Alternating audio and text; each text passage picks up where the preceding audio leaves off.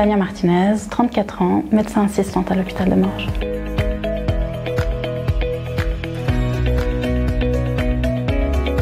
J'ai commencé mon apprentissage en fait chez les docteurs Stanley et Eva Essay, donc un apprentissage d'assistante médicale. J'ai fait 3 ans chez eux, puis j'ai trouvé une place chez le docteur Yves Trisconi à Lausanne. Et je lui avais dit que ce travail me plaisait beaucoup, mais que c'est vrai que j'avais l'impression d'avoir fait un petit peu le tour du métier et que j'aurais bien voulu faire des études supplémentaires. Il m'avait un petit peu arrêtée en disant « mais pourquoi est-ce que vous ne feriez pas médecine ?» Je me souviens que j'avais répondu « vu la pile de dossiers que vous avez sur votre bureau, je pense que c'est pas fait pour moi. Le matin quand j'arrive, vous êtes là. Le week-end, vous êtes là. Je suis pas sûre que c'est ça que j'ai envie de faire pour la suite. J'avais un apprentissage, j'avais pas de maturité gymnasiale. Lui-même s'est proposé d'adapter les horaires, d'engager une nouvelle personne pour pouvoir faire le partiel que moi je pourrais pas compléter. Et j'ai pu en fait commencer les gymnases du soir grâce à lui. J'ai commencé mon année de médecine à l'université de Lausanne et j'ai mis un petit pied à l'EHC déjà en 2015 à ce moment-là.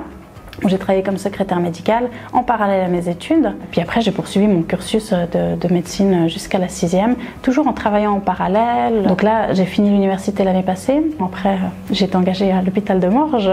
Sans toutes les personnes que j'ai rencontrées, je ne serais pas là où je suis actuellement. Et l'élément déclencheur, ça reste Yves Trisconi, qui croyait en moi et qui m'a poussée à reprendre les études et qui s'est adapté pour que je puisse aussi poursuivre les études.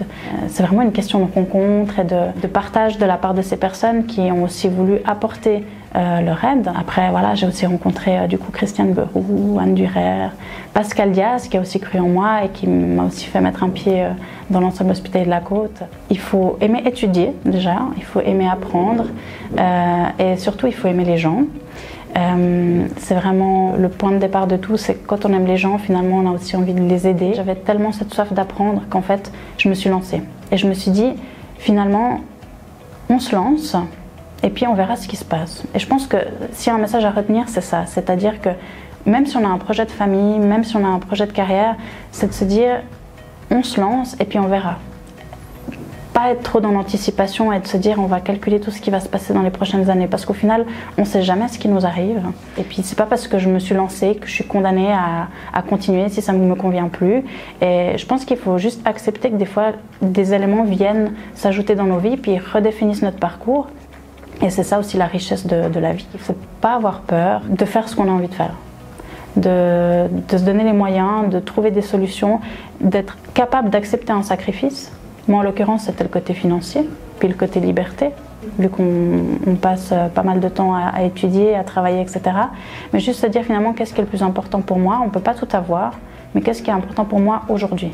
Une des valeurs que je retrouve à l'EHC, que j'ai retrouvée durant toute ma vie, et c'est aussi pour ça que je suis honorée de pouvoir travailler ici, c'est cette familiarité et puis cette entraide en fait qu'on a. Un des objectifs principaux de l'EHC, c'est de prendre soin, tout ce qui est en lien avec prendre soin avec les patients, mais je pense qu'il y a aussi prendre soin des collaborateurs, prendre soin de la personne avec qui on travaille à côté et c'est ça qui fait qu'on arrive à avancer et qu'on arrive à construire des choses et qu'on arrive à aller loin. Je suis allée en tant que secrétaire à l'hôpital de Morges, j'ai été assistante médicale aux Arcades à l'EPFL, j'ai été engagée par Pascal Diaz quand elle avait la polyclinique de la Vonnorge avant que ce soit repris par l'EHC. Au final, je reviens toujours à l'EHC, mais je pense parce que voilà, il y a ces valeurs qui sont toujours en commun, qui font qu'on se sent bien ici et qu'on se pousse tous vers le haut.